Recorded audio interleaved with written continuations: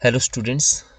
आज का वीडियो काफ़ी इम्पॉर्टेंट होने वाला है उन स्टूडेंट्स के लिए जो +2 में अभी हाल ही में पास हुए हैं और कॉलेज में एडमिशन लेना चाहते हैं डिफरेंट स्ट्रीम में। जैसा कि सभी जो बोर्ड है, एचपी बोर्ड हो चाहे सेंटर बोर्ड हो, उसका रिज़ल्ट जो है वो आ चुका है। तो आप वेट कर रहे होंगे एडमिशन प्रोसेस का कि क्या प्रोसेस रहेगा और कैसे रहेगा। तो इस बार का जो प्रोसेस रहेगा वो ओल्ड सिस्टम से ही चलेगा, मतलब ईयरली सिस्टम ही रहेगा, क्योंकि ये सुनने में आ रहा था कि एनईपी जो है, न्यू एजुकेशन पॉलिसी जो है वो लागू हो जाएगी, सेमेस्टर सिस्टम, लेकिन इस बार नहीं हो रहा है। तो पुराने सिस्टम से ही आपकी अभी तक जो इन्फॉर्मेशन है वो पुराने सिस्टम से ही आपकी एडमिशन होगी। और इसमें जो आपका प्रोसेस रहेगा वो ऑनलाइन रहेगा कुछ कॉलेज में, और कुछ में जो है वो ऑफलाइन एडमिशन का प्रोसेस जो है वो रहेगा। और जैसे ही ये स्टार्ट होगी तो आपको जो है ये इन्फॉर्मेशन मिलनी शुरू हो जाएगी। तो कॉलेज की जो साइट है, जैसे बड़े कॉलेजेस जो है वहाँ पे ऑनलाइन प्रोसेस मेनली रहता है, जैसे चंबा कॉलेज है या शिमला में हम संजौली कॉलेज की बात करें तो वहाँ से आप ऑनलाइन ही प्रोस्पेक्ट को डाउनलोड कर सकते हैं और ऑनलाइन एडमिशन आप ले सकते हैं। उसके लिए वीडियो बना हुआ है, आप उसको देख सकते हैं। तो इस साल का जो प्रोसेस है वो आपका submission of admission form for the session of 24-25। तो ये टेंटेटिव अभी जो है वो 3/6 से आपके एप्लीकेशन फॉर्म लेना जो है वो स्टार्ट हो जाएंगे, और 15/7 मतलब 15 जुलाई तक ये 34 डे का प्रोसेस रहेगा। इसमें बीच में आपका वेकेशन रहेगा, छुट्टियों का शेड्यूल है 18 से लेकर 12 जुलाई तक। लेकिन ऑफिस क्योंकि कॉलेजेस खुला रहता है, और ऑनलाइन अगर एडमिशन का जिस कॉलेज में प्रोसेस है तो ऑनलाइन पोर्टल भी जो है वो ओपन रहता है। तो आप ऑनलाइन कैफ़े में जाके या खुद जो है वो आप अप्लाई कर सकते हैं। वीडियो को आप देखें, उसमें डिटेल दी हुई है। तो ये आप जो है जहाँ पे ऑफलाइन प्रोसेस है वहाँ पे ऑफिस में जाकर आप जो है वो फॉर्म जमा करवा सकते हैं, और कोशिश करें कि 3 से लेकर 18 तक जो है जो छोटे कॉलेजेस है वहाँ पे आप अपना फॉर्म जो है वो सबमिट करवा सकते हैं, क्योंकि उसके बाद छुट्टियाँ रहेंगी। उसके बाद आपका काउंसलिंग का रहेगा। इसमें इस बीच में ही है ये सारा pre admissions counselling of students 3 से लेकर 15 तक, क्योंकि कॉलेज इन डेट में खुले होंगे तो आपको टीचर्स जो है वो हेल्प कर सकते हैं सब्जेक्ट कॉम्बिनेशन चूज़ करने में। और अगर आपकी कोई क्वेरी हो तो उसको भी शॉर्ट आउट कर सकते हैं, क्योंकि अगर आप अपने उससे जाएंगे तो आप सीधा फॉर्म सबमिट करवा के आ जाएंगे, है ना। फॉर्म में क्या कमी है उसको आप नहीं देख पाते हैं। तो यहाँ पे 3 से लेकर 15 तक जो है वो प्री एडमिशन काउंसलिंग का शेड्यूल है। फिर आपकी जो मेरिट लिस्ट है वो 16 को लग जाएगी, 16 को लग जाएगी। बड़े कॉलेज में मेरिट का रहता है इशू, छोटे कॉलेज में आपको सब्जेक्ट मैक्सिमम मिल जाते हैं जो उस कॉलेज में पढ़ाए जा रहे होते हैं। और फ़ी डिपॉज़िट जो है वो 16 से शुरू हो जाएगी आपकी 19 तक, 3 डेज़ का आपका रहेगा। सेकंड मेरिट लिस्ट जो मेरिट में नहीं आता है फिर वो 20/7 को आपकी सेकंड मेरिट लिस्ट लगेगी, और उसके लिए 1 दिन का फीस सबमिट डिपॉज़िट करने का आपको समय दिया जाएगा 20/7 का, है ना। 1 दिन का समय रहेगा ये। उसके बाद ओरिएंटेशन होगा 1 दिन का, और उसके बाद फिर रेगुलर क्लासेस जो है वो आपकी स्टार्ट हो जाएंगी, है ना। तो इस तरह से ये आपका पूरा का पूरा जो प्रोसेस है वो इस बार रहने वाला है। तो ये आपके जो हम सब्जेक्ट डिटेल पे चलते हैं, तो ये काफ़ी इम्पोर्टेंट पार्ट आपका रहता है, क्योंकि आपने जो सब्जेक्ट एक बार चूज कर लिए फर्स्ट ईयर में वही आपके थ्रू आउट रहेंगे, और वही आपका आने वाले समय में जो करियर है उसको डिसाइड करेंगे। तो क्योंकि ईयरली सिस्टम है इस बार, तो जो है इन ईच ईयर 44 क्रेडिट आपको जो है वो अर्न करने पड़ते हैं, और टोटल मिलाकर जो आपके मेजर और माइनर एससीसी और दूसरे एईसी को मिलाकर 132 क्रेडिट जो है वो रिक्वायर्ड रहते हैं बीए पास कोर्स के लिए। इसमें जो है 72 क्रेडिट कोर कोर्स के रहते हैं जो आपका मेन सब्जेक्ट होगा। 24 क्रेडिट आपके जो है एईसीसी और plus SCC, and 36 credit of DSE, मतलब जो आपका माइनर सब्जेक्ट है उसके 36 क्रेडिट, 24 आपके एईसीसी और एससीसी को मिला के रहेंगे। तो कुल मिलाकर आपको 132 क्रेडिट जो है वो अर्न करने पड़ते हैं।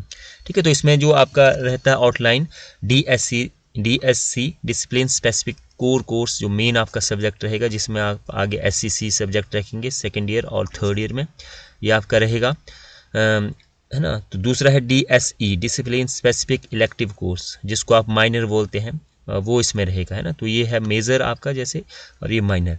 फिर इसमें कंपलसरी रहेगा और AECC रहेगा। SCC आपका सेकंड और थर्ड ईयर में रहेगा। AEC एबिलिटी एनहांसमेंट कोर्स ये फर्स्ट ईयर में रहेगा, और जेनरिक जो वो थर्ड ईयर में रहेगा। तो ये VA फर्स्ट ईयर का है, BA BCom first year, BA BSc second year. यहाँ पे इंग्लिश आपकी कंपलसरी है, हिंदी आपकी कंपलसरी है। इसके अलावा DSE, इसके 2 सब्जेक्ट आपके रहेंगे, है ना, फर्स्ट ईयर में।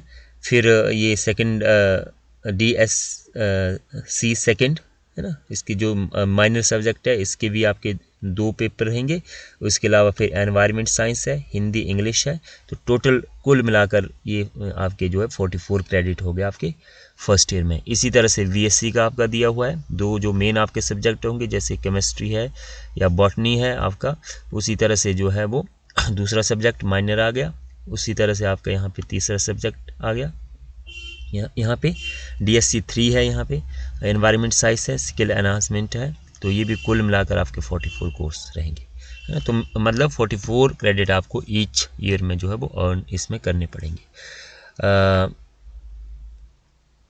अब आपका रहता है कि डॉक्यूमेंट कौन से चाहिए, है ना। तो इसमें मैट्रिक का सर्टिफिकेट ज़रूरी है, ये आप हैंडी रखिए। डॉक्यूमेंट +2 काफ़ी इंपॉर्टेंट है, क्योंकि इसी से आपकी मेरिट बनेगी +2 से। यहाँ से आपकी एज और ये सारी वेरिफिकेशन होगी नाम की। कैरेक्टर सर्टिफिकेट लेटेस्ट 6 महीने का, जो अभी स्कूल से पास आउट हुए हैं रेगुलर, वो अपने स्कूल से ले सकते हैं। और जो कोई मान लो ITI कर रहा था +2 के बाद, 1 साल का गैप है, तो वो वहाँ से ले लें, है ना। और जो कुछ भी नहीं कर रहा था, घर में बैठा था +2 करने के बाद, किसी की कंपार्टमेंट थी, किसी ने ड्रॉप किया, तो वो अपने पंचायत प्रधान से ले सकता है। लेकिन ये 6 महीने का होना चाहिए, इससे ऊपर नहीं होना चाहिए। तो ये डॉक्यूमेंट आप अपने पास रखिए, क्योंकि इसमें काफ़ी सारी दिक्कत आती है फिर बाद में। किसी का कोई डॉक्यूमेंट नहीं होता, किसी का कोई नहीं होता है, तो ये सारी डिटेल आपके पास है। फिर इसके बाद प्राइवेट कैंडिडेट के लिए जो है वो गेस्ट ऑफिसर से ले सकते हैं, या पंचायत प्रधान से ले सकते हैं। 6 मंथ से ज़्यादा नहीं होना चाहिए। हिमाचली सर्टिफिकेट गर्ल्स के लिए चाहिए। आधार कार्ड आपके पास है अगर, तो वो भी इसमें चाहिए। इसके बाद कैटेगरी क्लेम करते हैं, तो स्पोर्ट्स किसी ने खेला है तो वो आपका, है ना, स्टेट और नेशनल लेवल का होना चाहिए। कल्चर सेट कोटा अगर कोई क्लेम करना चाहता है, तो वो भी जो उसमें क्राइटेरिया रहता है उसमें फिट होना चाहिए। कैटेगरी सर्टिफिकेट इसमें आपका ST SC OBC के लिए रिजर्वेशन नहीं है, ST SC का इसमें लगेगा, है ना। EWS अगर कोई बैकवर्ड है तो वो, सिंगल गर्ल चाइल्ड है तो वो भी क्लेम कर सकता है। इसके बाद कोई मान लो फिज़िकली डिसेबल है तो वो भी सर्टिफिकेट इसमें क्लेम कर सकता है। और इसके बाद जो है वो BPL और IRDP का, ये काफ़ी इम्पॉर्टेंट है। तो इसमें भी काफ़ी सारे स्टूडेंट जो है वो गलत सर्टिफिकेट लगाते हैं ना। तो BPL IRDP जो भी बोला जाता है, उसका जो सर्टिफिकेट है उसकी वैलिडिटी भी 1 साल की रहती है या 6 महीने की रहती है। तो उसमें कई बार स्टूडेंट टेम्परिंग करते हैं, खुद डेट चेंज कर देते हैं, तो उसको आप लेटेस्ट बना लीजिए जो आपको अभी चाहिए, है ना। मतलब 6 महीने और साल की जितनी भी वैलिडिटी उसकी रहती है, उस पर लिखा होता है आपके सर्टिफिकेट के इतने महीने तक के वैलिड है, तो लेटेस्ट वो चाहिए। उसमें टेम्परिंग नहीं करनी है, तो उसमें आपकी जो फीस है उसमें आपको छूट मिलेगी। और अगर आपने टेम्परिंग की होगी या कुछ ऐसा रहेगा, आपका गलत सर्टिफिकेट लगाया होगा या आउट ऑफ डेट लगाया होगा, तो फिर आपका जो है वो रिजेक्ट हो जाएगा। फिर आपको जो जनरल में कंसीडर होगा, फीस में छूट नहीं मिलेगी। तो ये सर्टिफिकेट आप अपने हाथ में रखिए।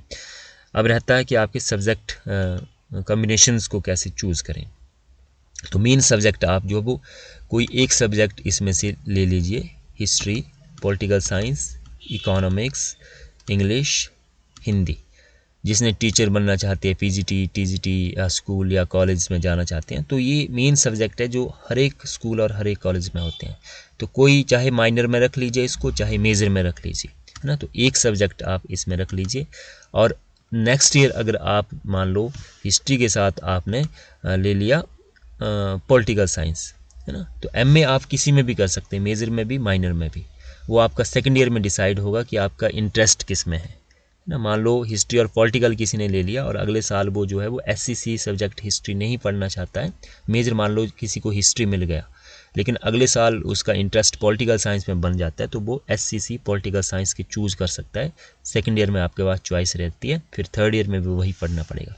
तो मेरा बोलने का मतलब है कि इसमें से आप एक सब्जेक्ट चाहे मेजर या माइनर आप चूज़ कर लीजिए, उसके साथ फिर आप कॉम्बिनेशन बना सकते हैं history geography, political science history, economic history, या किसी का सिविल सर्विसेज में जाने का है तो वो public aid history, public aid रख सकता है ना, पॉलिटिकल साइंस सोशियोलॉजी रख सकता है। फिर आपकी यहाँ पे चॉइस है, यहाँ से आप जो इलेक्टिव, इसने 2 कैटेगरी में मैंने डिवाइड किया है सब्जेक्ट को, ये मेन सब्जेक्ट और ये थोड़ा इम्पॉर्टेंट है लेकिन ये स्कूल वगैरह में नहीं रहते हैं, तो फिर आपके पास ऑप्शन नहीं रहता है दूसरे उसमें जाने का, है ना। तो इसमें जिसका इंटरेस्ट है, कोई पत्रकारिता में जाना चाहता है, जिसका इंटरेस्ट है वो मेजर भी रख सकता है जेएमसी को। जेएमसी के साथ एक सब्जेक्ट आप ऐसा ले लीजिए कि अगर आपकी पत्रकारिता नहीं चलती है तो फिर आप क्या करेंगे, ठीक है। तो फिर पॉलिटिकल साइंस या हिस्ट्री या इस तरह का कॉम्बिनेशन आपका होना चाहिए। जेएमसी के साथ आप हिंदी ले सकते हैं, पत्रकारिता के साथ हिंदी का बहुत अच्छा कॉम्बिनेशन है। फिजिकल एजुकेशन है, म्यूज़िक में किसी का इंटरेस्ट है तो म्यूज़िक के साथ आप एक ऐसा सब्जेक्ट रख लीजिए कि आपके पास और करियर की अपॉर्चुनिटी हो जाए, जैसे म्यूज़िक के साथ हिस्ट्री, है ना।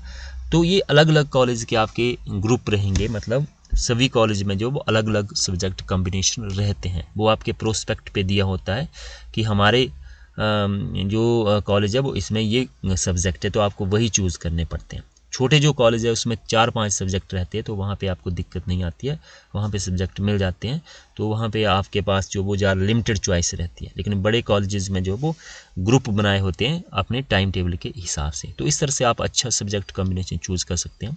तो आई होप इससे आपको हेल्प मिली होगी, और जैसे ही एडमिशन का प्रोसेस स्टार्ट होगा फिर मैं आपसे रूबरू होऊंगा। और अगर आपकी कोई क्वेरी, कोई समस्या हो, कोई आप कुछ जानना चाहते हो तो आप मुझे कमेंट बॉक्स में लिख सकते हैं। Thank you very much. और अपने जो साथी हैं उनके साथ भी आप वीडियो को शेयर कर सकते हैं। Thank you so much.